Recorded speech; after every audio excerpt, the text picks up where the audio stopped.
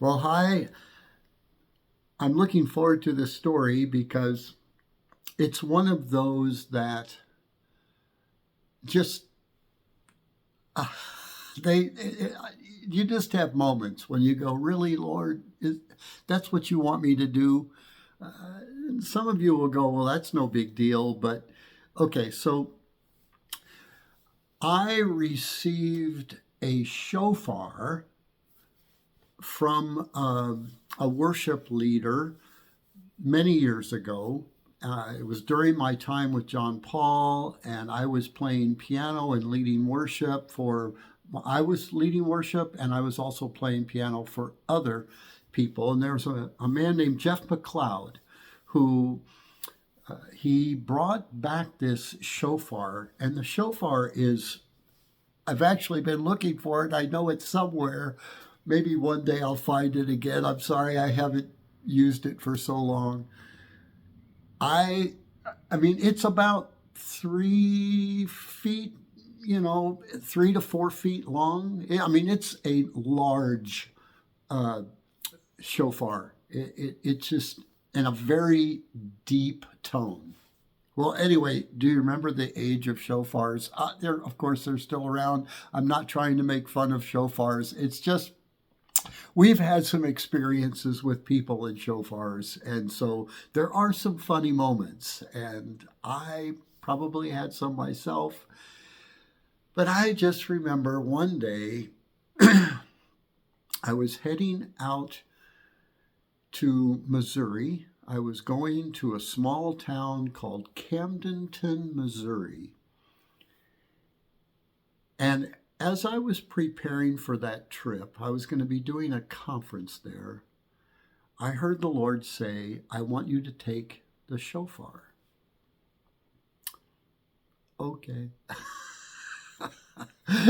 I have to say, okay, just to back up, I truly have experienced some interesting times with people trying to play the shofar. I was a trumpet player. I played French horn, trumpet, baritone horn, and so I studied that in college as well. I took a minor in trumpet, so I was average at best, but I still played quite a bit. I had an embouchure, is what it's called, and I had an embouchure for it, and I could play a variety of tones with this shofar, and it was a very cool sound, very deep, very rich sound. In fact, I've put it on several recordings in the past with different people. Um, Julian Christensen, I believe I was on one with her. I think I was on one with John Paul somewhere. I don't know. Anyway, couldn't find those if you tried, I don't think. Anyway,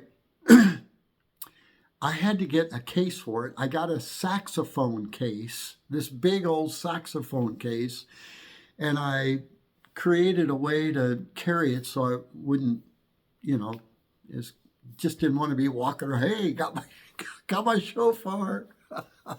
And anyway, so I got there, and there's a backstory to this, which was the opening evening of the conference. I had made a statement that I would do a time of healing. And after the first night, and I didn't.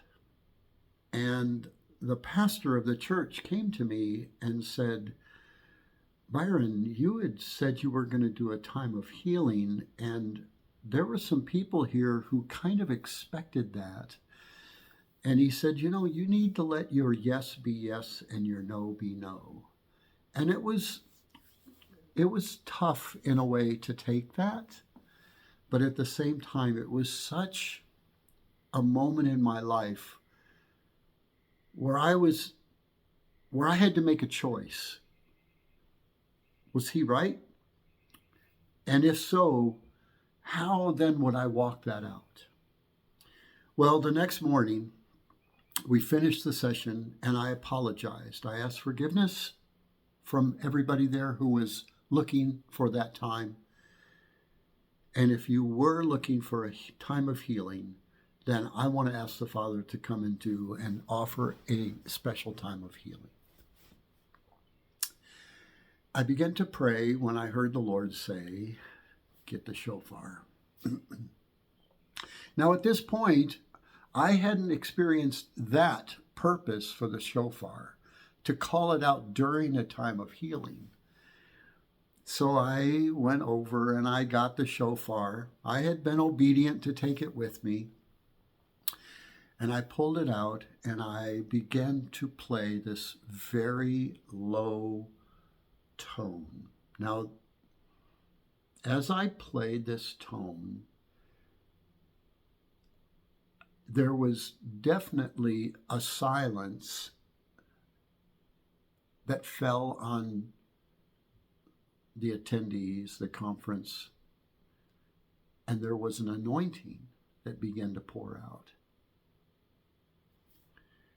And as I played, I just let a long tone just go. And I as a trumpet player, I knew how to, what's called circular breathing. It means you don't have to stop breathing. You breathe through your nose and out through your mouth. And there's a way that different horn players, brass players, and different, like, I think didgeridoo.